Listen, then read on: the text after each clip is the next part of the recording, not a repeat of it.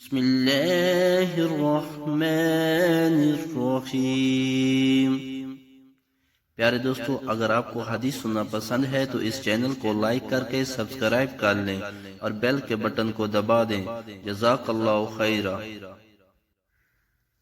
ابو ہریرہ رضی اللہ عنہ نے بیان کیا کہ نبی کریم صلی اللہ علیہ وسلم نے فرمایا، میں نے تو یہ ارادہ کر لیا تھا کہ نماز کی جماعت قائم کرنے کا حکم دے کر خود ان لوگوں کے گھروں پر جاؤں جو جماعت میں حاضر نہیں ہوتے اور ان کے گھروں کو جلا دوں۔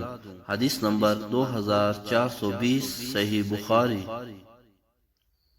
عبداللہ بن مسعود رضی اللہ عنہ نے بیان کیا کہ رسول اللہ صلی اللہ علیہ وسلم نے فرمایا، جس نے کوئی جھوٹی قسم جان بوجھ کر کھائی تاکہ کسی مسلمان کا مال ناجائز طور پر حاصل کر لے تو وہ اللہ تعالیٰ کے سامنے اس حالت میں حاضر ہوگا کہ اللہ پاک اس پر نہایت ہی غضبناک ہوگا۔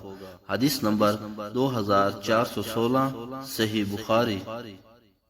اگر ہو سکے تو اپنے والدین اور آقا کی ساری امت کے ایصال ثواب کے لیے ان حدیثوں کو زیادہ سے زیادہ شیئر کریں۔